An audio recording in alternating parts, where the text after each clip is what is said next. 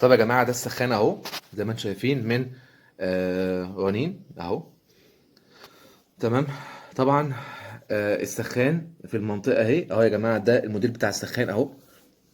سخان ميه غاز تورنيدو 10 لتر ابيض. دي كلها التفاصيل. خلاص، الشحن والكلام ده كله طبعا هي بيقول لك هنا في حاله استلام المنتج. فده يا جماعه المنتج اهو اهو. انا عايز بس الناس يا جماعه تشوف الايه السخان.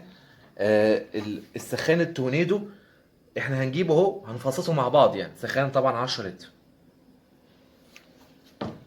خلاص. طبعا في هنا طبعا برشام كده اهو. هنحاول طبعا نفك الايه البرشام الموجود اهو زي ما انتم شايفين اهو. ده كده ايه البرشام بتاعنا. هو كده كده اصلا بيبرشم لك الحاجه. برضو انت المفروض اي منتج بتجيبه من شركه رنين او شركه شحن زي اكسبريس رنين او شركه تانية. انت بتبقى عارف كويس العبوه اللي انت بتاخدها لازم تشوفها عشان ما يبقاش فيها كسر. حتى لو هي متبرشمه كده انت بتشوفها بالمنظر ده. لازم طبعا الكلام ده يكون موجود معانا. طبعا انا بحاول برضو ايه اجيب لكم التفاصيل كامله اهو. بنحاول برضو ان احنا نظبط الموضوع ده. طبعا التجربه دي يا جماعه هتفيدكم كلكم ان شاء الله استفاده كويسه يعني. الاستفاده هتبقى كويسه جدا للناس اللي حابه ان هي تشتري من موقع رنين اونلاين او تشحن اونلاين. اوكي. طبعا يا جماعه دي الفاتوره.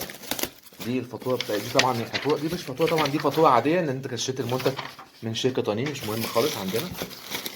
المهم عندنا يا جماعه ان احنا نعمل تشيك على السخان. خلاص، ده كده يا جماعه السخان اهو. بسم الله الرحمن الرحيم. طبعا التجربه ان شاء الله تبقى كويسه ان شاء الله باذن الله. الفكره يا جماعه من التجربه ان الناس اللي حابه تعمل كده او اللي حابين يشتروا من شركه رنين او يجربوا التجربه دي، الموضوع معاهم بيبقى ايه، بيبقى سلس شويه. تمام.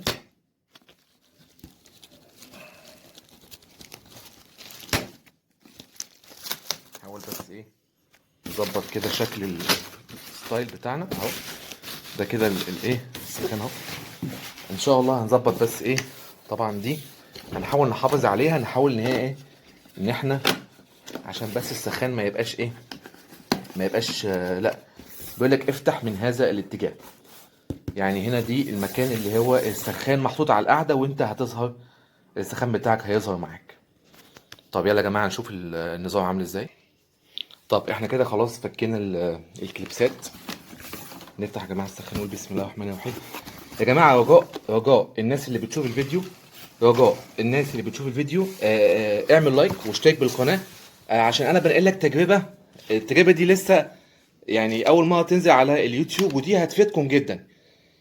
فاتمنى ان الناس كلها تشترك في القناه. دوت يا جماعه ده السخان. اول حاجه طبعا بنلاقيها الضمان بتاع السخان. شهاده الضمان اهي.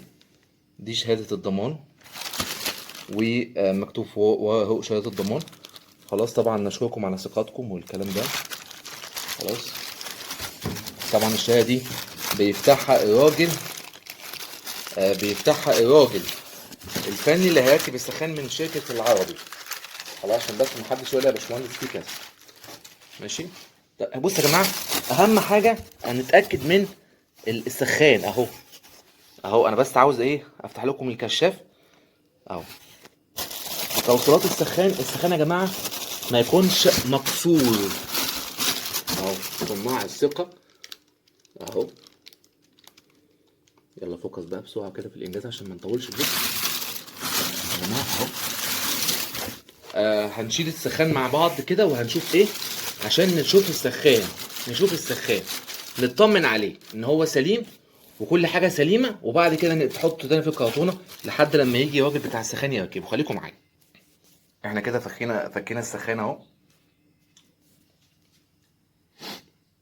مخرج الميه السخنه، الميه البارده، مدخل الغاز الطبيعي. طبعا يا جماعه السخان بيشتغل بغاز طبيعي. واحنا قلنا ان السخان فيه هنا بطاريه. اوكي. بيشتغل بالبطاريه عادي خالص، وبيشتغل بالكيبل او الشاحن بتاعه. تمام. نتاكد يا جماعه كل الوصلات مظبوطه، نتاكد ان السخان مش مخبوط، نتاكد ان السخان مش مخبوط. اوكي اهو، نتاكد كل حاجه مع بعض كده عشان نشوف ايه السخان تمام سليم اهو. ده كده المدخنه، طبعا بيقول لك يوجد تركيب مدخنه قبل ما تركب السخان. هنركب مدخنه ان شاء الله، هفك معاكم السخان نشوفه عشان ايه نبقى مع بعض. ده يا جماعه السخان اهو بعد لما فكينا التقفيل بتاعه. بصوا انا هفتح لكم بقى الفلاش عشان تشوفوا الايه بالظبط الاجزاء. يلا سلام عليكم.